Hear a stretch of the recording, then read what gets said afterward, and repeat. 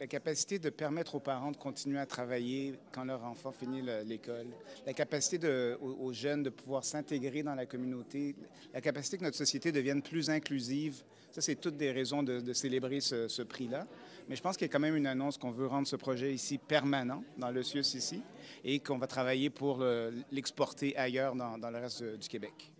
Oui, on essaie de s'organiser parce qu'il y a beaucoup d'initiatives individuelles dans certaines régions pour maintenir ces jeunes-là dans la communauté, actifs.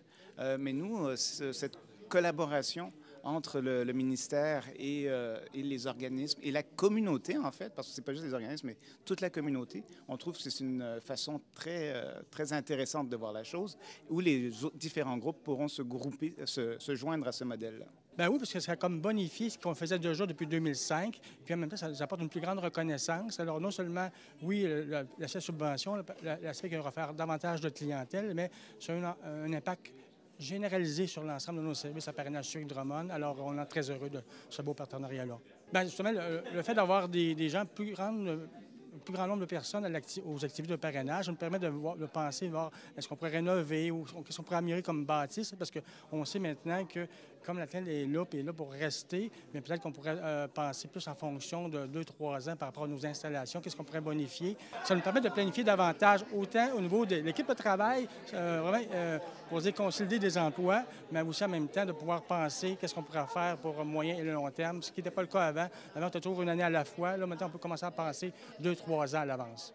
Mon nom est Louise Desserre, je suis la mère de Samuel. Et ce projet-là est vraiment tombé à point parce que Samuel ne se retrouvait pas vraiment à sa place au centre d'activité parce que c'était une clientèle beaucoup plus handicapée que lui.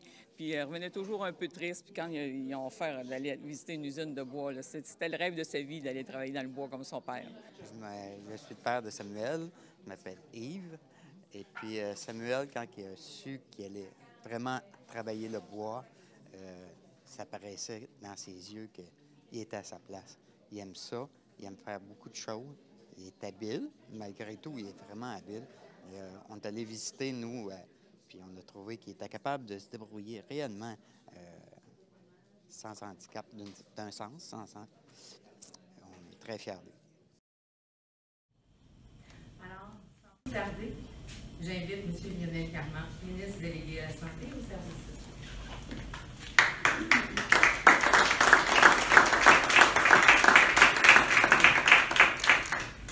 Merci beaucoup, Mme Girard. Moi aussi, j'aimerais remercier les représentants de mon collègue André Lamontagne qui sont ici ce matin. M. Paulin, qui est également conseiller municipal. Ceux qui m'accueillent et pour qui on est ici aujourd'hui, M. Garneau, Mme Rosebouche, Mme Girard et Mme Petit. Félicitations encore pour cet honneur. Je suis vraiment très heureux d'être parmi vous aujourd'hui à l'occasion de cette conférence de presse soulignant le succès du projet Force. Cette initiative constitue pour nous, au ministère, une source d'inspiration pour l'ensemble du réseau de la santé et des services sociaux. Et je suis fier de pouvoir constater aujourd'hui, en découvrant le caractère exemplaire d'une telle démarche. Comme vous savez, moi, avant de faire de la politique, j'étais neurologue au CHU Sainte-Justine. Je m'occupais d'enfants atteints d'épilepsie sévère, dont la principale, la vaste majorité était affectée par une déficience intellectuelle, une déficience physique ou un trouble du spectre de l'autisme. Et après 24 ans de pratique, beaucoup de parce que les enfants que je suivais étaient face à cette période vraiment très critique de transition entre le moins de 18 ans et le plus de 18 ans. Et en fait, quand je suis arrivé en politique, je m'occupais surtout des jeunes du 0-18 ans, en voulant vraiment agir tout, qui est notre programme clé, mais également en disant que l'intervention précoce était très importante.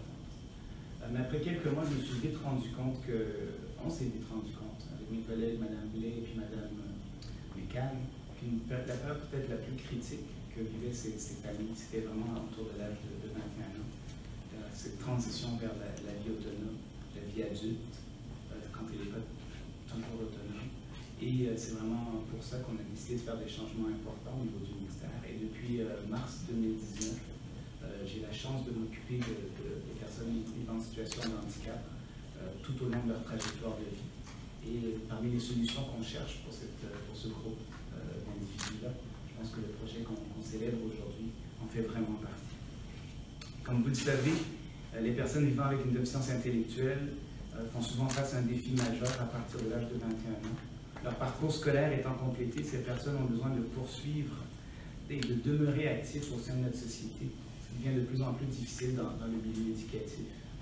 C'est pourquoi les services d'activité du jour sont si importants, surtout pour les jeunes adultes qui ne peuvent accéder au marché du travail en raison de leur faible potentiel d'employabilité.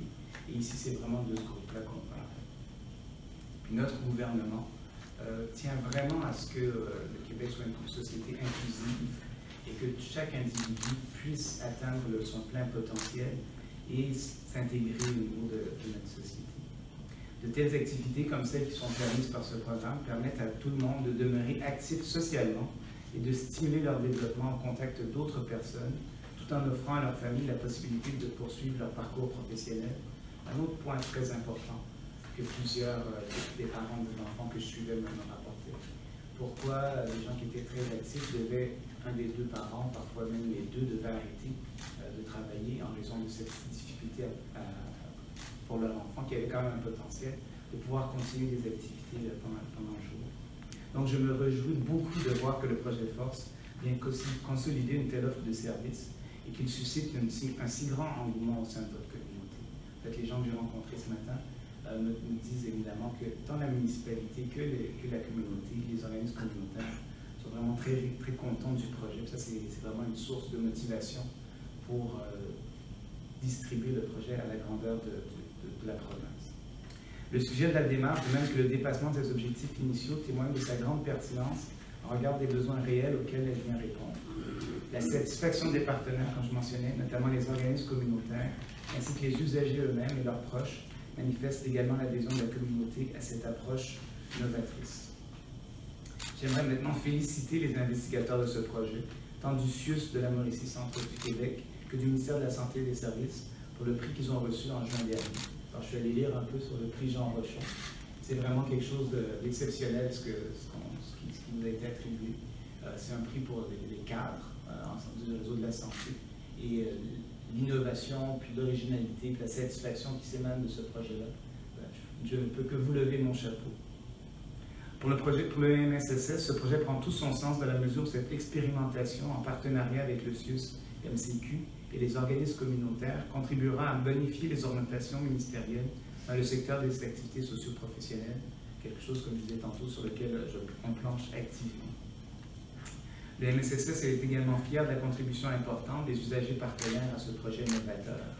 Je suis donc très heureux d'annoncer que ce projet sera pérennisé et que je souhaite que cette initiative puisse faire des petits, comme on dit, et que plusieurs projets de ce genre prennent forme sur d'autres territoires, à l'intérieur du centre intégré ici, mais également dans les autres régions du Québec, parce que c'est vraiment quelque chose qui rassemble, quelque chose dont on a besoin, et quelque chose vers lequel on veut que notre société évolue. Donc encore une fois, félicitations aux instigateurs du projet, félicitations à tous ceux qui l'appuient dans votre région, et merci encore de m'avoir permis de participer à cette belle annonce ce matin.